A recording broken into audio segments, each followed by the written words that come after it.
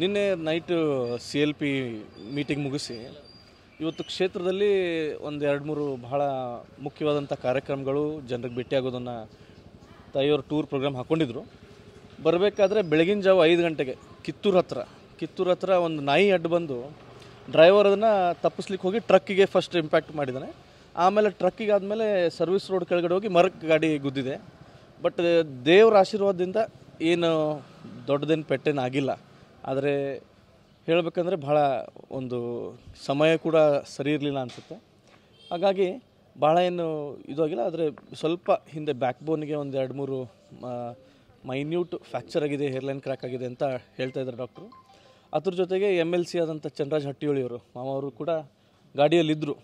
ಅವ್ರಿಗೂ ಕೂಡ ಸ್ವಲ್ಪ ಕಿವಿ ಹತ್ರ ಮತ್ತು ತಲೆಗೆ ಏಟಾಗಿದೆ. ಅವರು ಬೆಳಗ್ಗೆ ಬಂದಿದ್ದರು. ಸೊ ಇವಾಗ ರೆಸ್ಟ್ ತೊಗೊಳ್ಲಿಕ್ಕಂತ ಮನೆಗೆ ಹೋಗಿದ್ದಾರೆ. ಎಲ್ಲ ಕ್ಷೇತ್ರ ಜನರ ಒಂದು ಆಶೀರ್ವಾದ, ಜನರ ಒಂದು ಪ್ರೀತಿಯಿಂದ ಭಾಳ ಒಂದು ದೊಡ್ಡ ಅಪಘಾತದಿಂದ ತಪ್ಕೊಂಡಿದ್ದಾರೆ ಅಂತ ಹೇಳಲಿಕ್ಕೆ ಇಷ್ಟ.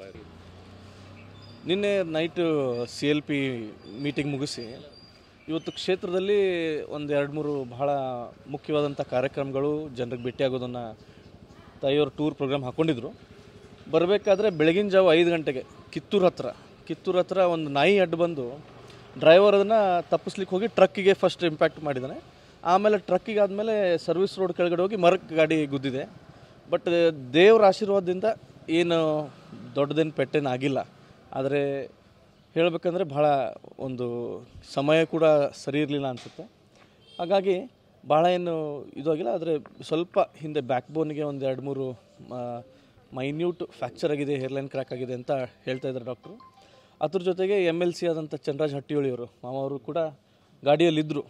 ಅವ್ರಿಗೂ ಕೂಡ ಸ್ವಲ್ಪ ಕಿವಿ ಹತ್ರ ಮತ್ತು ತಲೆಗೆ ಏಟಾಗಿದೆ. ಅವರು ಬೆಳಗ್ಗೆ ಬಂದಿದ್ದರು. ಸೊ ಇವಾಗ ರೆಸ್ಟ್ ತೊಗೊಳ್ಲಿಕ್ಕಂತ ಮನೆಗೆ ಹೋಗಿದ್ದಾರೆ. ಎಲ್ಲ ಕ್ಷೇತ್ರ ಜನರ ಒಂದು ಆಶೀರ್ವಾದ, ಜನರ ಒಂದು ಪ್ರೀತಿಯಿಂದ ಭಾಳ ಒಂದು ದೊಡ್ಡ ಅಪಘಾತದಿಂದ ತಪ್ಕೊಂಡಿದ್ದಾರೆ ಅಂತ ಹೇಳಲಿಕ್ಕೆ ಇಷ್ಟ.